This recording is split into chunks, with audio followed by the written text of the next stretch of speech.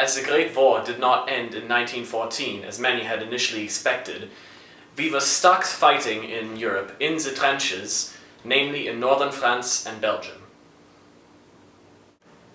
The Brits sought to drive the Hun from Flanders in order to liberate the Belgians and destroy the German U-boat bases on the Flemish coast, like Ostend.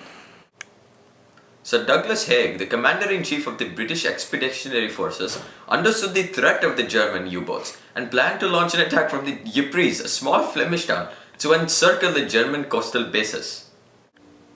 I mean the Germans, were heavily fortified along the ridges along the British salient at Ypres, the Menin, the Messines, and Passchendaele.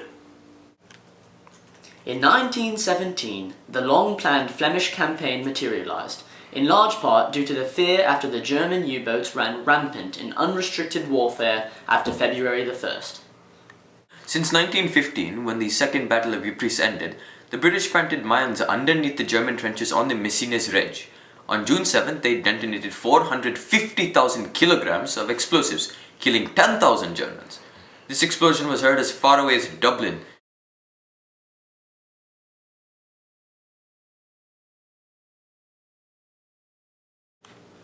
After the explosions, the British advanced on Messines Ridge, facing little resistance and securing the ridge on June the 14th, further protecting the salient. On the 1st of July, the Russians began the Kerensky offensive, which the German army brushed aside by July 19th, quickly counterattacking and driving the Russian foe from German soil. When we became deeply engaged in the east, that Arschloch Haig saw the perfect opportunity to launch his Little Flanders campaign and attack the Germans on Pilkem Ridge at 3:50 a.m. July 31st, that little bastard. The afternoon of the British attack on Pilkem Ridge, it began to rain. Despite this, the British managed to advance nearly 4 kilometers before a German counterattack forced them back to their starting position. The reason the German did not push them back further was the mud. It's everywhere. The Battle of Pilkem Ridge showed similarities to the infamous Battle of the Somme, where thick mud impeded troop movement after heavy rains, and strafing machine gun fire cut down any soldiers who entered no man's land. The British were very vulnerable, as German machine guns were placed on the various ridges they held, allowing them to fire down onto incoming troops. On August 15th, Canadian divisions attacked Hill 70 near the city of Lens in an effort to divert German forces from the Ypres salient. This assault became a protracted battle, lasting until the 25th. After initial Canadian successes, the Germans counterattacked, but neither side truly gained the upper hand, suffering immense casualties.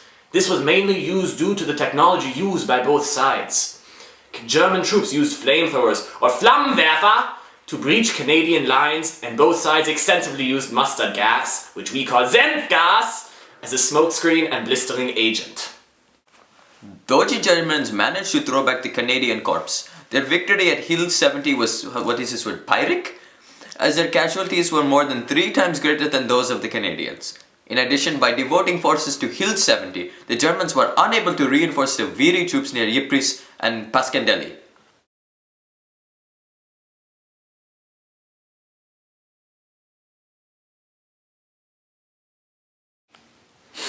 After a successful German defense in Phase 1 of the Battle of Passchendaele, the Allied forces were determined to strike back even harder.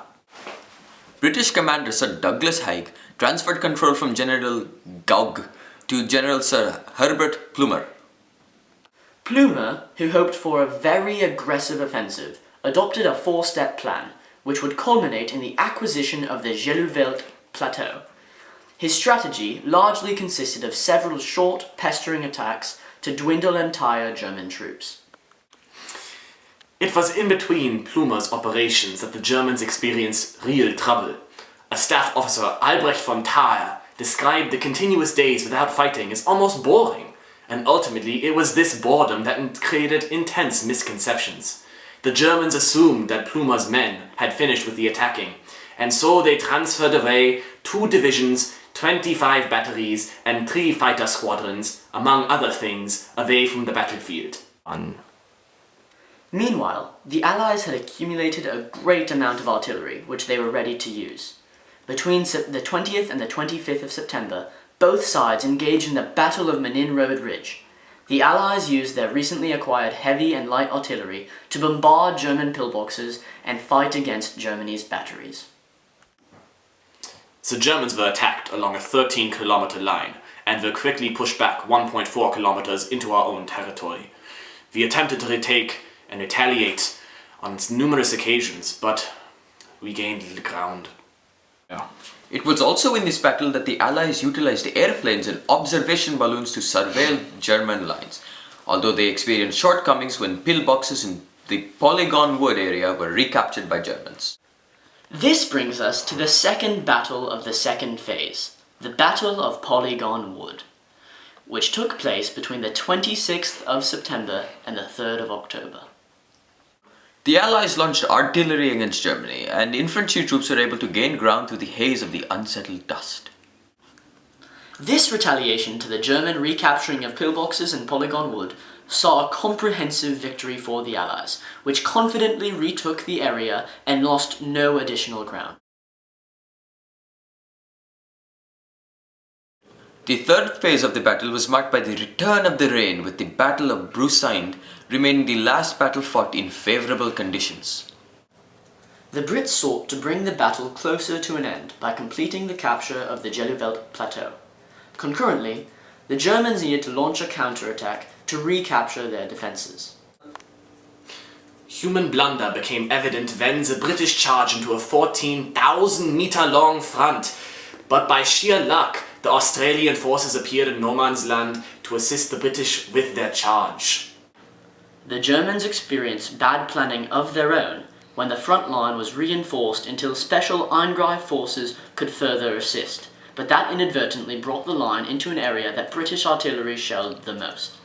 Ultimately, the battle proved inconclusive as the British advance experienced some success, but the Germans suffered definite losses. To offset these tragic losses, on October 7th, the German Fourth Army redeployed their defences, and the Eingreif Divisionen were reorganized in order to intervene at the moment of British attack. Artillery fire was increased to protect the Eingreif advance. It became evident, however, that an offensive on the plateau was impossible, so the German forces began to slow and to withdraw from the Ypres salient. However, this came at a tremendous risk, as the withdrawal could have exposed the German positions all along the Belgian coast. 2 days later, from the new positions along the Brusind Ridge, the British 2nd and 5th Army advanced halfway to Passchendaele village itself. General Birdwood himself stated that the return of heavy rain and mudsloughs was the main cause of the failure to hold captured ground, as whatever gains the British made were immediately lost to German counterattacks. The battles ended up being a literal wash.